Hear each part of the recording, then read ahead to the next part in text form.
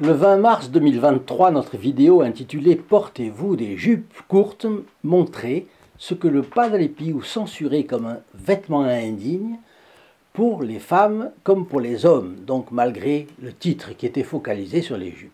Ce n'était donc pas seulement la question du vêtement féminin, cela posait la question des relations du catholique avec l'esprit du monde.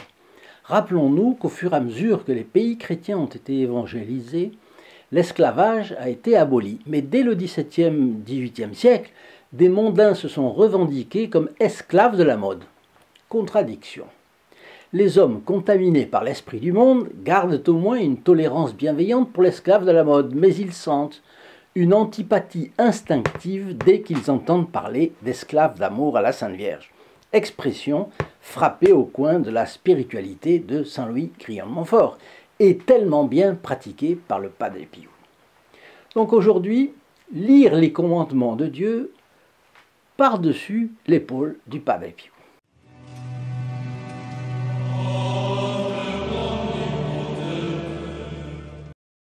Chers amis fidèles du Padre Pio, bonjour, mon nom est Jean Goyard et vous assistez au programme sur les pas du Padre Pio. Rappelez-vous de vous abonner, si vous ne l'êtes déjà, en cliquant sur le bouton « S'abonner » et en actionnant 2 fois la clochette afin de bénéficier de l'option « Toutes ». C'est gratuit et vous ne perdrez aucun fiolet. Et du Padre Pio commenté ici plusieurs fois par semaine. Si vous n'avez pas encore la photo du Padre Pio, nous la diffusons ici gratuitement et franco de port pour amener dans les foyers sa présence consolatrice et encourageante. Il vous suffit d'appeler le 08 05 36 08 47, appel gratuit depuis la France, coup d'un appel local depuis les Dom-Tom et depuis le Canada, composé le 1 844 398 88 67. Je vous avais donc parlé des affirmations carrées du Padre Pio sur la façon dont s'habillaient déjà les gens après la Deuxième Guerre mondiale. Le Padre Pio a lutté pied à pied contre l'envahissement de l'esprit du monde à ce moment-là. C'était une espèce de marée de relativisme. Ces charismes lui donnaient évidemment une autorité immense auprès du public, mais cela n'allait pas sans lutte même là. Et il était incompris par beaucoup de ses confrères dans le sacerdoce, et dans son couvent lui-même. Peut-être vous-même qui m'écoutez, vous êtes-vous demandé si l'Église catholique ne ferait pas mieux de prêcher les vérités de la foi plutôt que de perdre du temps avec les questions de mode. Mais voilà. Dans certains cas, s'occuper de la mode, c'est prêcher les vérités de la foi. Et ne pas le faire serait pour l'Église trahir sa mission. Nous allons voir comment et pourquoi. Pour introduire ce thème, je vous raconte une histoire du début des années 1930. C'est un missionnaire qui revient d'Afrique et sur le navire, il se trouve à table à côté d'une dame dernier chic, c'est-à-dire, vous l'avez deviné, très légèrement vêtue. Je vous montre la couverture d'un magazine féminin d'avril 1932 où vous voyez une expression de la mode au moment de notre histoire. Le missionnaire se demande comment faire remarquer poliment à sa voisine l'inconvenance de sa tenue. Lorsque, arrivée au dessert, la dame s'empresse de lui offrir un des fruits les plus beaux de la coupe qui était apportée. « Mon père, je vous en prie, acceptez cette belle pomme. » « Merci, madame, répond le missionnaire. Je serais heureux que ce soit vous qui la mangiez. »« Et pourquoi ?» fait la dame étonnée. Et le missionnaire. « Mais parce qu'il vous arriverait peut-être ce qui advint à Ève. Madame, vous vous souvenez de ce fait. Après qu'Ève eut mangé la pomme, elle s'aperçut en rougissant qu'elle n'était pas habillée. » J'imagine facilement la réaction d'un homme infecté de l'idéologie libertaire de nos jours. Voilà ce type de missionnaire psychorigide tel qu'en a engendré l'Église au fil des siècles. Mais j'ai su cette semaine, en racontant cette histoire à un de mes amis, que c'est exactement ce que dans une réunion de la société a resservi à une dame très mal habillée le cardinal Roncalli, futur pape Jean XXIII, qui était tout sauf psychorigide. Bon, vous savez qu'il a été nonce à Paris entre 1944 et 1953. Je pense qu'il avait lu le livre de Monseigneur Thiamer Tot, où j'ai trouvé cette histoire, les 10 commandements de Dieu. Bon, Donc on peut, on peut dire des choses sans être aigre. Mais en tout cas, n'ayons pas peur de maintenir fermement nos principes qui n'ont pas été inventés par les hommes, mais enseignés par notre Seigneur Jésus-Christ. Au temps du pas des Pies, certaines femmes portaient donc des jupes qui, sans être mini, étaient déjà très raccourcies ou se découvraient les épaules. C'était la mode. Le pas des Pies était contrarié par l'indécence que cela représentait et par la position d'âme que cela révélait chez les personnes. Une position calquée sur le monde, politiquement correcte, dirions-nous aujourd'hui. Notre Seigneur Jésus-Christ nous a avertis, je vous envoie dans le monde, non pour que vous soyez du monde, mais seulement dans le monde, et le monde vous persécutera.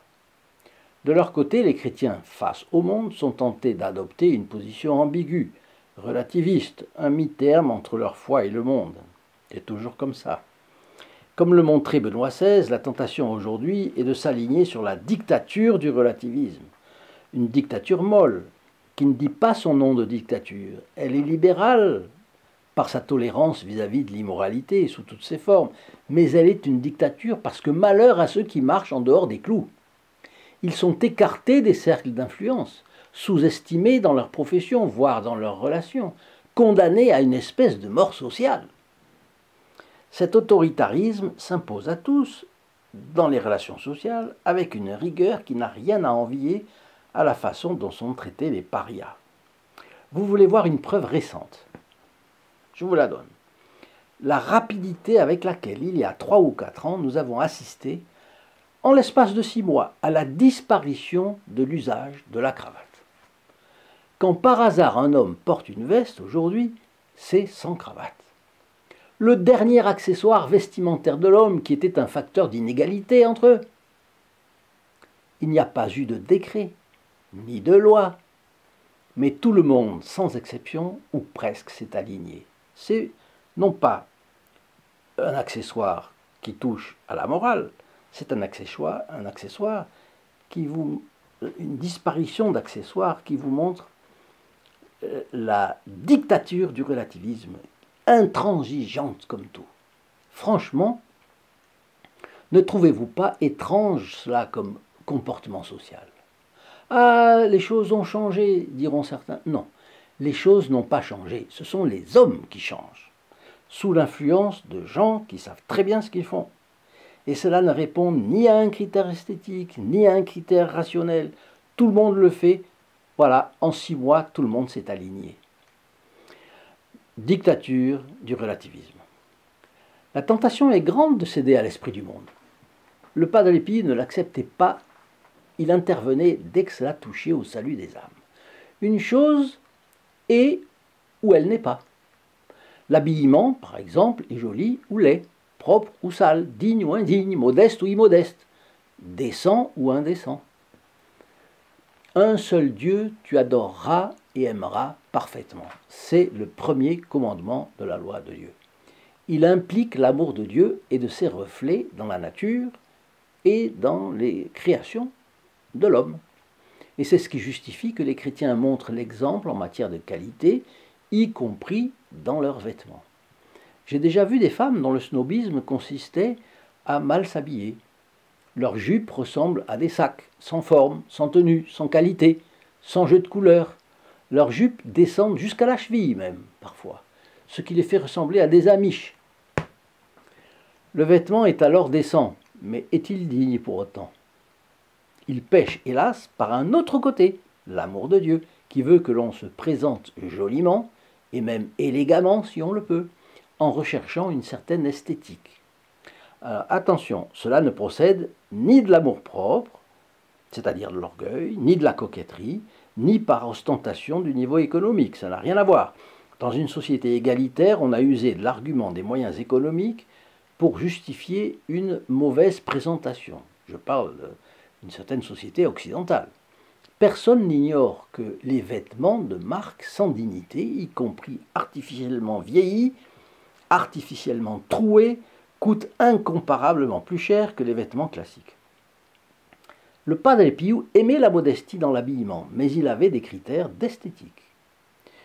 La preuve, À une jeune fille qui s'est plainte en confession de ne pas trouver à se marier, il a répondu « Mais vois donc comme tu es arrangée. Ce n'est pas étonnant que tu ne trouves pas de mari.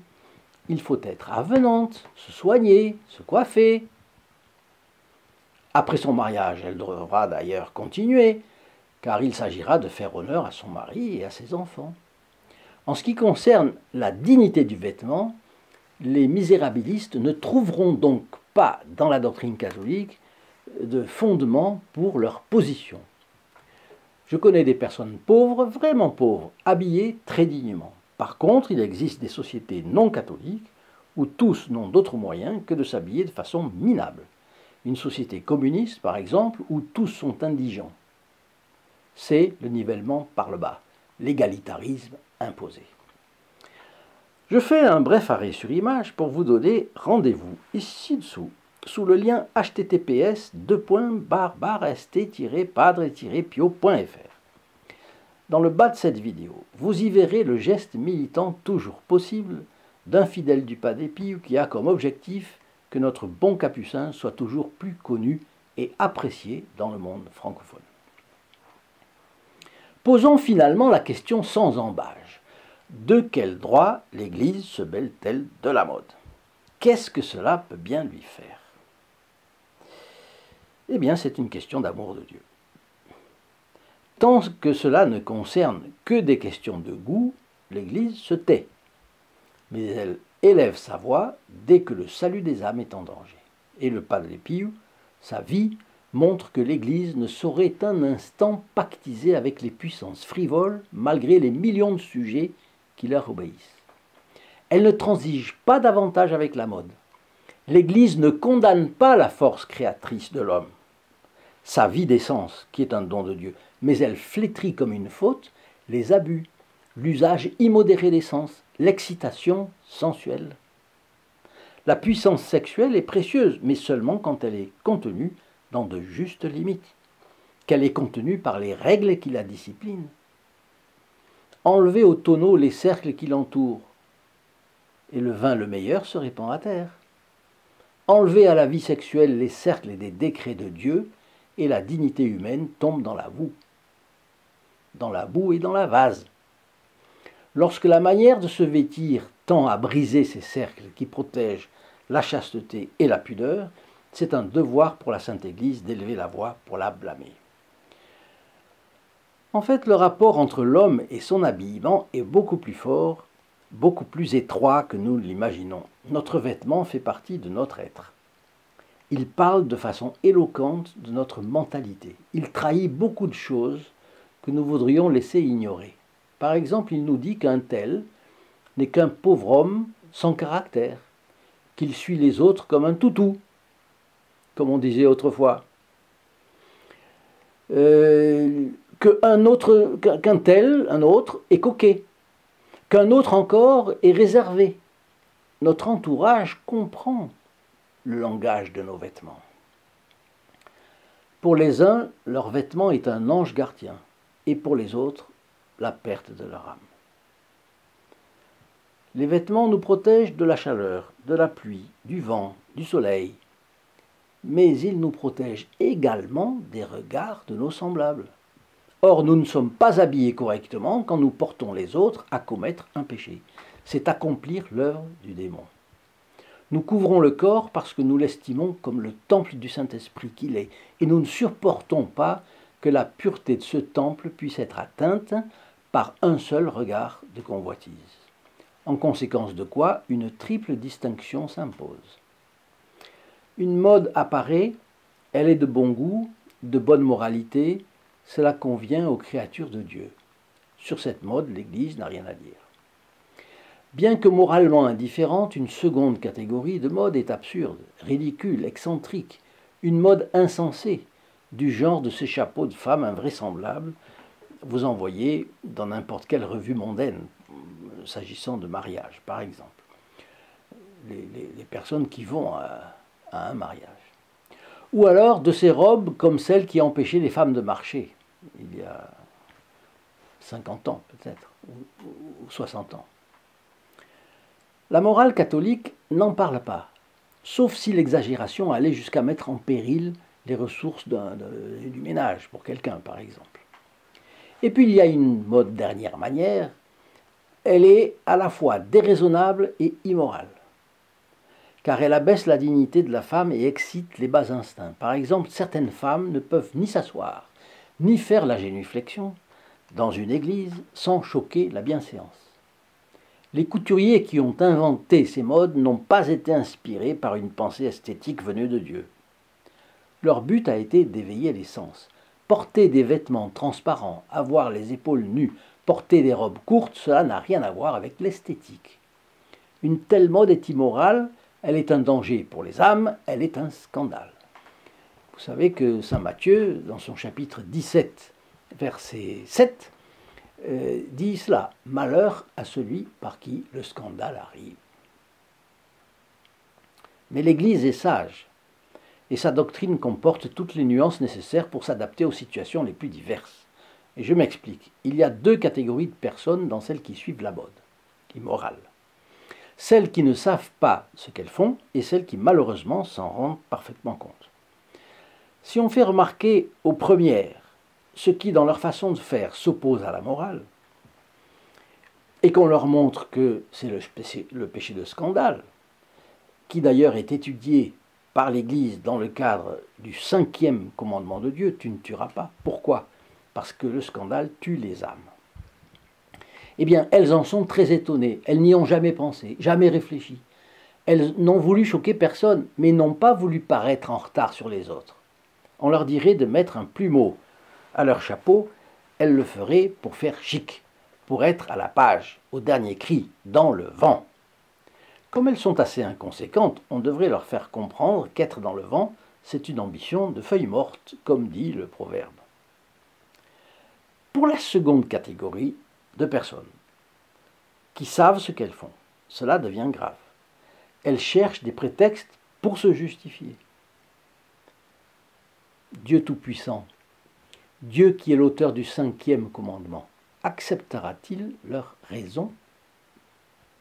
C'est une autre question, évidemment. En conclusion, vous voyez, on ne peut pas éluder ces questions parce que des femmes, même très convenables, semblent par leur attitude molle face à la mode approuver tout et n'importe quoi. Et c'est là que nous entrons à proprement parler dans le vif du sujet. Aussi, je vous donne rendez-vous dans notre prochaine vidéo. Au revoir et à très bientôt. In nome del Padre, del Figliolo e dello Spirito Santo, e così sia. Sia lodato Gesù e Maria, oggi e